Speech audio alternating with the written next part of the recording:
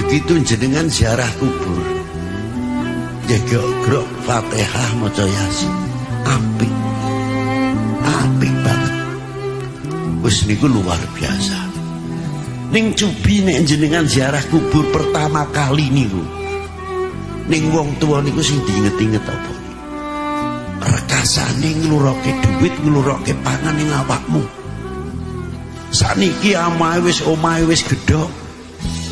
Biyak cukup pager kemelit. Alhamdulillah pedungane wong tua, ati niku ngertes. Ya Allah ya Rabb, omahku gedhong biyak simak karo bapak kok ngene, aku durung sempat nyenengake wong tua. Jenengan karo ziarah mikirke jasane wong tua, bayangake. Insyaallah jenengan dadi wong ora beling ngene. Begitu jenengan ziarah kubur, jegok-grok Fatihah maca Yasin, apik banget. Wis niku luar biasa. Ning Cubi nek jenengan ziarah kubur pertama kali niku, ning wong tua niku sing diinget-inget apa? Rekasane ngluroke duit, ngluroke pangan ning awakmu. Saniki omahe wis gedhok. Biyak cukup pager kemelit. Alhamdulillah pedungane wong tua, ati niku ngertes. Ya Allah ya Rabb, omahku gedhong biyak simak karo bapak kok ngene, aku durung sempat nyenengake wong tua. Jenengan karo ziarah mikirke jasane wong tua, bayangake. Insyaallah jenengan dadi wong ora beling ngene. Begitu jenengan ziarah kubur, jegok-grok Fatihah maca Yasin, apik banget. Wis niku luar biasa. Ning Cubi nek jenengan ziarah kubur pertama kali niku, ning wong tua niku sing diinget-inget apa? Rekasane ngluroke duit, ngluroke pangan ning awakmu. Saniki omahe wis gedhok. Biyak cukup pager kemelit. Alhamdulillah pedungane wong. Assalamualaikum warahmatullahi wabarakatuh. Bismillah, alhamdulillah, wassalatu wassalamu ala rasulillah, sayyidina wa maulana wa habibina wa syafi'ina Muhammadin la nabiyya ba'dah, wa ala alihi wa sahbihi wa mawalah, la hawla wa la quwata illa billah. Salam sejahtera bagi para pemirsa Po Channel dimanapun Anda berada. Mari sama-sama berdoa agar pandemi virus corona ini segera berakhir dan tidak ada lagi pandemi-pandemi yang lain. Serta kita semua para subscriber dan pemirsa yang budiman selalu diberikan limpahan rezeki, kasih sayang, dan ridho dari Allah Subhanahu wa Ta'ala, dan selalu dalam keadaan yang sehat walafiat, terbebas dari segala macam utang piutang, terbebas dari riba, terhindar dari segala mara bahaya, terhindar dari segala macam fitnah akhir zaman, dilancarkan segala urusannya, diberikan berkah hidupnya, keluarganya, dan tidak kurang dari sesuatu apapun. Amin, amin, ya Rabbal Alamin. Pada kesempatan kali ini, Pau Channel akan berbagi kisah tentang karomah dari Mbah Hamid Pasuruan, Jawa Timur, yang berjudul Sopir yang ternyata Wali Allah. Bagaimana kisah menariknya?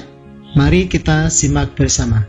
Wali Allah memang memiliki tingkatan-tingkatan yang berbeda-beda. Salah satu tingkatannya adalah seseorang tidak menyadari dirinya sebagai wali Allah. Namun, wali Allah yang lain mengetahui bahwa dia adalah seorang wali Allah. Hal demikian itu pernah dialami oleh seorang sopir yang bernama Muhsin, yang ternyata disebut oleh Kiai Hamid Pasuruan bahwa dia adalah seorang wali Allah. Begini kisahnya. Ini merupakan kisah nyata Muhsin, seorang sopir yang menjadi waliullah. Beliau sebelum menjadi pengasuh pondok pesantren dengan jumlah santri ribuan adalah seorang sopir pribadi, seorang juragan di daerah Malang, Jawa Timur.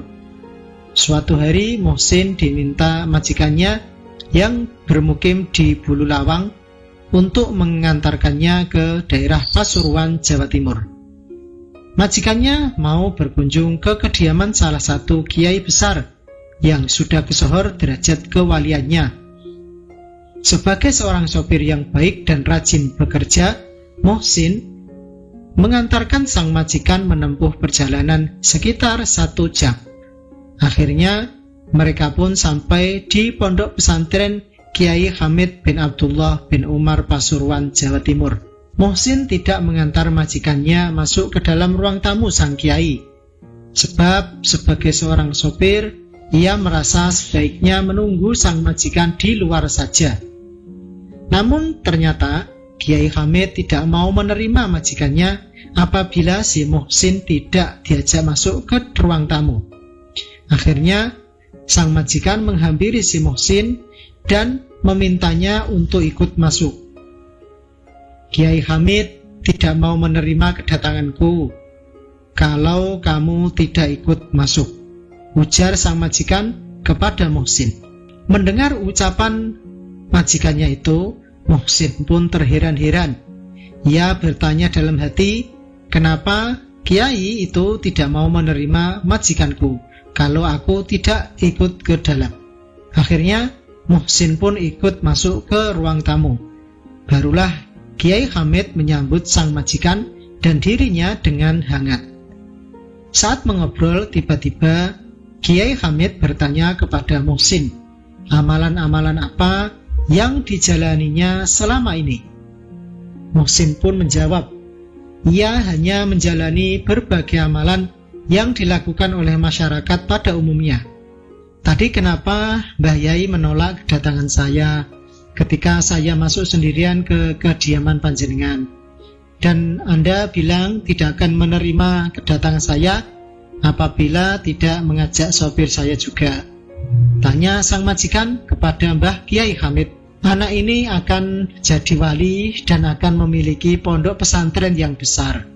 Saya sudah melihat tanda-tandanya, makanya saya menolak kedatanganmu kalau tidak kamu ajak sang wali, ujar Kiai Hamid menjelaskan. Muhsin yang mendengar kata-kata Mbah Kiai Hamid pun hanya bisa tersenyum dan sedikit menundukkan kepalanya karena malu mendengar alasan Kiai Hamid tersebut. Ia sendiri tidak pernah mengetahui kalau ia akan menjadi seorang waliullah. Bahkan sang majikan kaget bukan kepalang mendengar pernyataan Kiai Hamid tentang masa depan sopir pribadinya tersebut. Sejak kisah ini menyebar ke berbagai pelosok, maka satu persatu para orang tua mengirimkan anak-anaknya kepada Kiai Muhsin untuk belajar agama Islam. Semula hanya 5 murid dan bertempat di musola dekat rumah majikannya. Namun semakin lama kewalian Kiai Muhsin ini terdengar di berbagai daerah dan akhirnya makin banyak santri belajar kepada beliau. Lalu berdirilah pondok pesantren Al-Makbul yang terletak di daerah Bululawang, Kabupaten Malang, Jawa Timur. Setahun kemudian santrinya mencapai 100 orang. Lambat laun jumlah santrinya terus bertambah hingga saat ini jumlah santrinya mencapai sekitar 10 ribuan anak. Rupanya Kiai Muhsin menjadi seorang waliullah bermula dari seorang sopir yang selalu takut kepada Allah dimanapun dia berada. Dan beliau juga tidak pernah meninggalkan sholat 5 waktu.